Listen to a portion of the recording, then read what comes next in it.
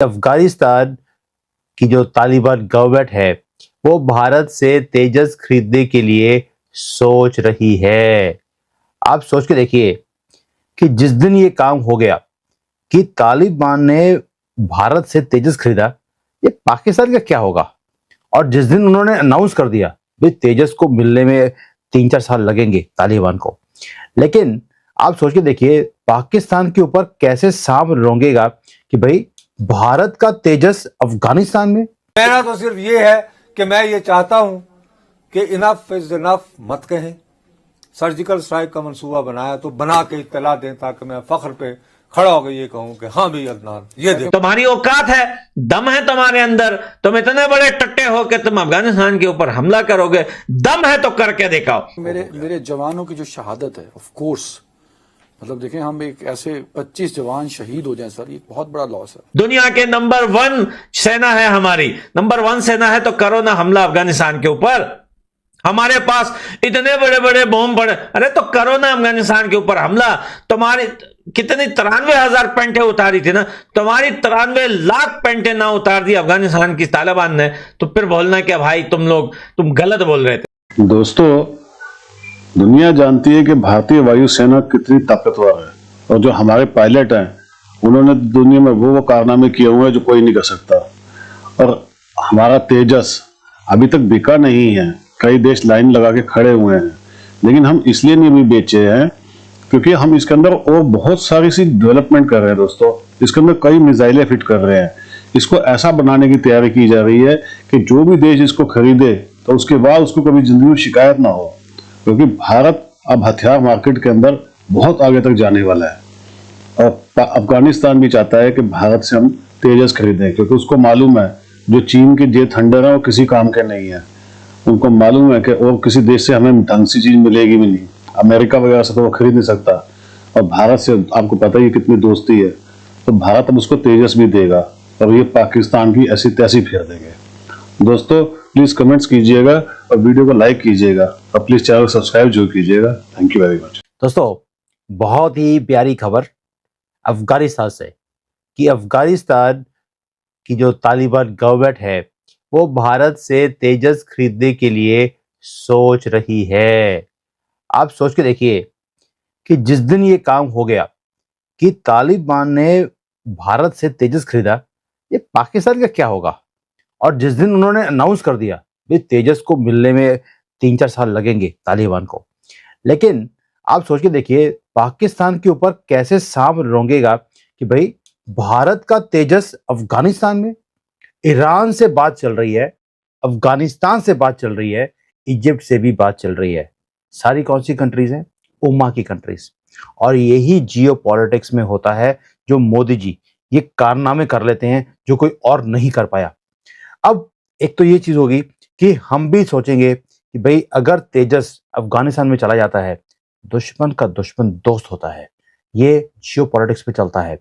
पाकिस्तान का दुश्मन आज की डेट में अफगानिस्तान बन गया, या हम कह सकते हैं अफगानिस्तान पाकिस्तान को अपना दुश्मन मानता है, क्योंकि इनके नाम पर इन्होंने 20 साल डॉलर कमाए अमेरिका से, वेस्टर्न वर्ल्ड से, और अफगानियों को बोला कि भाई हम इन्हें पनाह दे रहे हैं अपनी कंट्री में, हमें डॉलर चाहिए।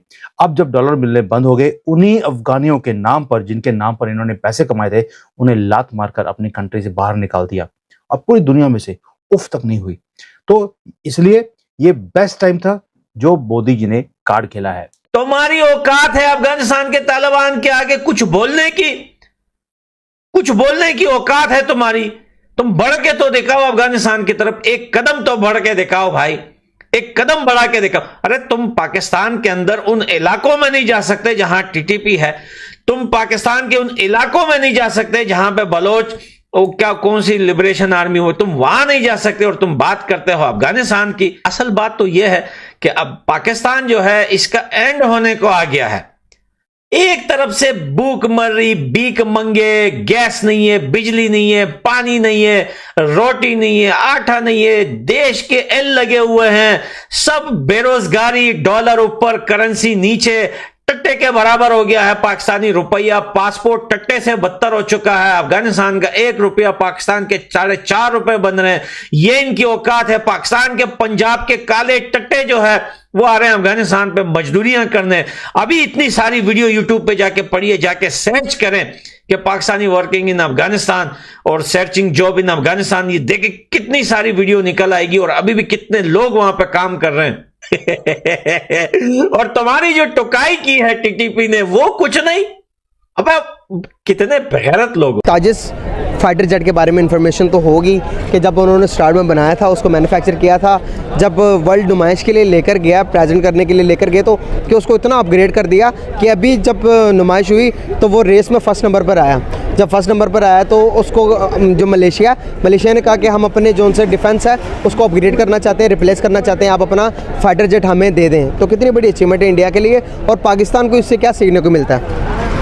इसमें तो देखिए बहुत बड़ा कमिटमेंट का मैसेज है उनके लिए कि उनको एक चीज़ पे मजाक उड़ाया गया उनका, उन्होंने उसको सीरियसली लिया।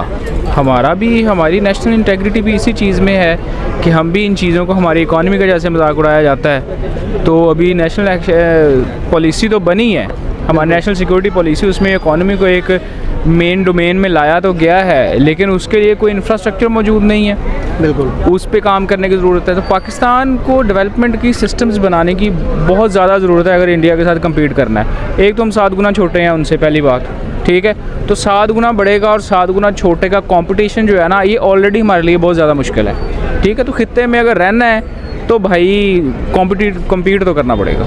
सही बात है। आपको लगता है कि पाकिस्तान कहीं से भी इंडिया को कम्पीट कर सकता है किसी भी लेवल से, किसी भी सेक्टर पे?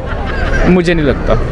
अगर हम आईटी की बात कर ले तो आईटी का क्या कहना चाहेंगे, आईटी के बारे में? प्यारे भाई, उनका गुड़गांव देखो जाके, आपके न्यूयॉर्क बना पड़ा है वो, ठीक है, और उनके आईटी सेक्टर की एक्सपोर्ट्स देखो, हमारी टोटल एक्सपोर्ट उनके सिर्फ आईटी सेक्टर के एक्सपोर्ट के बराबर भी नहीं है। हमारी टोटल एक्सपोर्ट उनके सिर्फ आईटी सेक्टर से कम है।